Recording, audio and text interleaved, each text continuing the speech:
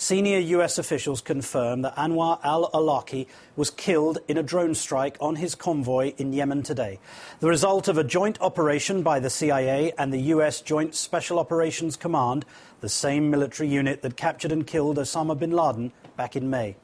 It is another victory in a campaign that Mr. Obama established as far back as 2008, when he promised to take the fight to the terrorists wherever they may be.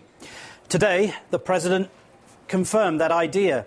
Speaking at a retirement ceremony for the outgoing Joint Chiefs Chairman Mike Mullen, he resounded his message that his strategy is succeeding. But make no mistake, this is further proof that al-Qaeda and its affiliates will find no safe haven anywhere in the world.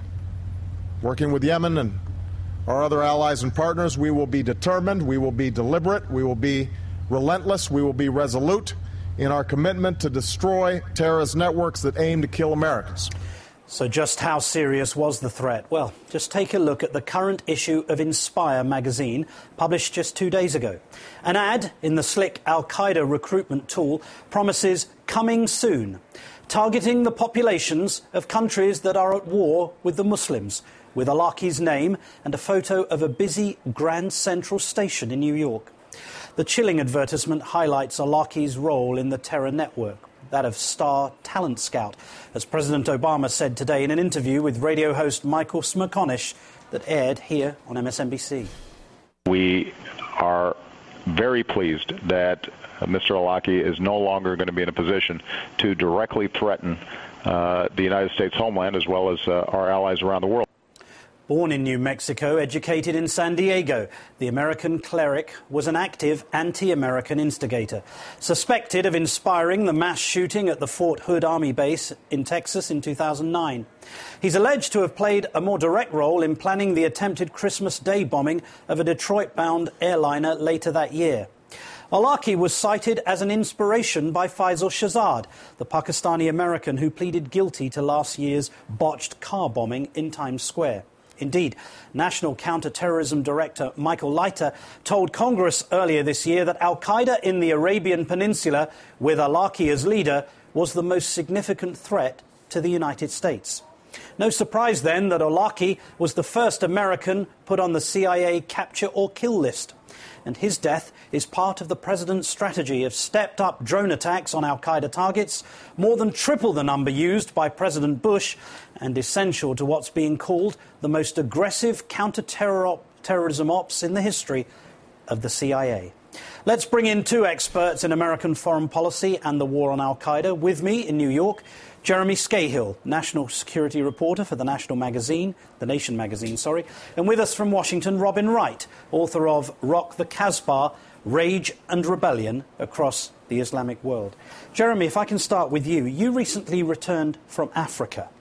How significant is the loss of Awlaki to that particular region of the world's expression of al-Qaeda? Well, if you listen to U.S. officials over the past 2 years, they've really been focusing on Somalia and its neighbor just across the water, Yemen, as the two primary sources of a threat coming from al-Qaeda-affiliated organizations, the Shabaab in Somalia and AQAP in Yemen, of which Anwar Awlaki, and we have to be clear about this, was barely even mid-level management, despite the proclamations by senior U.S. officials, media outlets, including this one earlier today, saying he was the leader of al-Qaeda in the Arabian Peninsula. Anwar Awlaki was largely influential in U.S. counterterrorism circles. The U.S. government was watching him. He spoke fluent English, had the ability to reach out to English-speaking Muslims. He was a virtual nobody, though, in Yemen or elsewhere in the al-Qaeda world. He really was not a known entity. Laura Kasanoff of the New York Times in Sana today, she said the vast majority of people she talked to on the streets of Yemen had no idea that he was killed or that there was an Anwar Awlaki. It's news to them. Robin, you quote from a West Point counterterrorism report in your book suggesting that al-Qaeda in the Arabian Peninsula was not attracting vast numbers in terms of support. But wasn't Awlaki's mission much more to use the internet to raise up lone terrorists across Europe and North Africa? Yes, Awlaki really was important because he represented the tech-savvy second generation of al-Qaeda. And he'd been able to mobilize people not by reaching out through sermons, but by using the internet, and was quite effective in doing so, and reaching, frankly, for the first time into the United States and mobilizing, whether it's Somalis in Minnesota, a range of people who were willing to kind of go beyond the kind of profiles the United States had been dealing with in the aftermath of 9/11. But of course, Robin, he was also effective, was he not, in inspiring the shooter in the Fort Hood massacre? Absolutely. As I said, reaching out to Muslims in the United States. And so he played a role in a way when you had both bin Laden and Ayman al-Zawahiri, his replacement, isolated in somewhere along the Afghanistan-Pakistan border. He was much more effective in kind of keeping al-Qaeda alive, in some ways far more effectively, more visibly, and more operationally than bin Laden was. Jeremy, do you think the cache of DVDs of computers that were taken from bin Laden's compound in Abbottabad, do you think that they have directly led to the successful mission involving Awlaki? I don't know the answer to that question. What I do know is that the early reports coming out of Yemen is that there was some sort of intelligence obtained from another AQAP operative that was captured at some point in Yemen. I think if you ask the vast majority of Yemens a question, who do you think is a bigger threat to the world or to stability, Anwar Awlaki or their own U.S.-backed president, Ali Abdullah Saleh, they would say Saleh. I have to take issue, though, with something that Robin said. If you look at the connection between Awlaki and Nidal Hassan, the alleged Fort Hood shooter, who has not been prosecuted yet, those emails do not give any indication that Awlaki played an operational role in it. He praised it after the fact. But what investigators have said that have reviewed those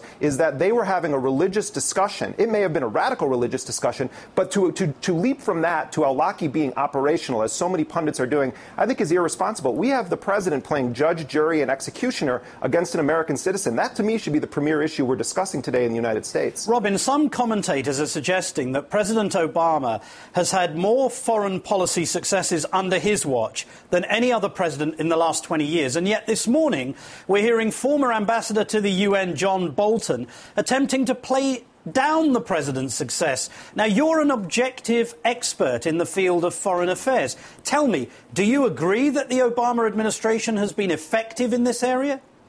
Well, I think when you look at what the Obama administration has done, either in the so-called war on terrorism or dealing with extremism, also at the same time being more realistic in terms of the pro-democracy movement that's broken out across the Middle East, that there are more tangible successes, there's more realism, and that I think history will look back and say Obama was far more effective than President Bush was on either front.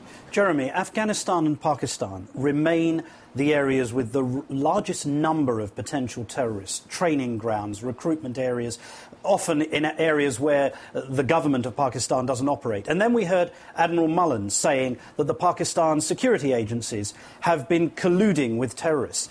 Do you think this idea of basically taking a drone and flying into someone else's territory, invading the compound of bin Laden in Pakistan without informing the authorities, do you think this is the way that American agencies are now going to operate? Yeah, I mean, in a way, the Obama doctrine, as it's emerging, is very similar to the early stages of the Bush doctrine, which is that the entire world is a battlefield. You could argue, though, President Obama has dramatically expanded this targeted killing operation, is doing it in a more surgical way, is trying to get away from large-scale occupations, and saying to allies and enemy countries alike, we will go in when we determine it's in U.S. interest to do so. I have great concerns about that as a strategy, but John Bolton is full of hot air almost always. But on this particular point, President Obama is taking the Bush agenda much further than McCain ever would have, because he's normalizing these policies to a large base of Democratic supporters. That to me, is what's remarkable. How many people now have support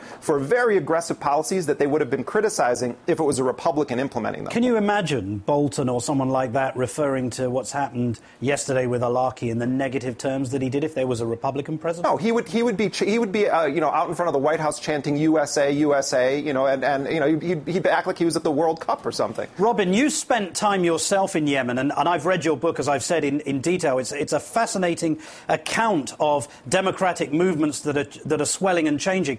Jeremy was saying earlier that he thinks most people in Yemen would actually have more hate for their president than they would for Awlaki. What's your sense now about the way Yemenis are going to respond to what's happened within their country, these drone attacks? Yemenis are, first of all, absolutely more preoccupied with what's going on in terms of the internal political dynamics, the political struggle for the future of this nation. To them, al-Qaeda of the Arabian Peninsula is a minor player, except in certain parts of the country. I'm not sure that anyone cares about Anwar al-Awlaki or knows much about him. The drone issues, like in Pakistan, are a major issue, a politicizing issue.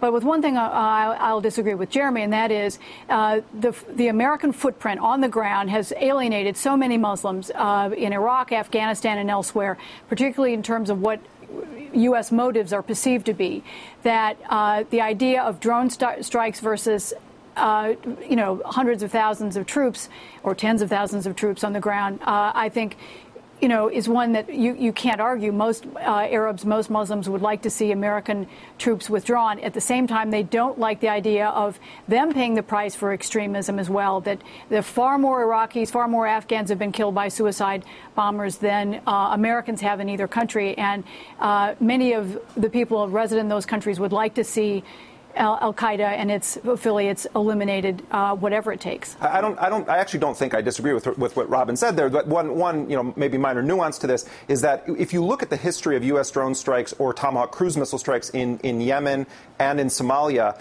while they do it occasionally hit someone that they were intended to hit, like an Awlaki or Saleh al-Nabhan in Somalia, they also do kill a tremendous number of innocent people in so-called collateral damage. With the tribal politics in Yemen, that can have a devastating impact. December 2009, the U.S. blew up a bunch of important tribal people. That has ramifications. So it's that the calculus. When you're trying to kill one so-called bad guy and you end up killing 30 innocent people, you're creating 30 new enemies and all of their tribal members, families, generations to come. It's blowback is what we're seeing. A very delicate process and a very difficult war.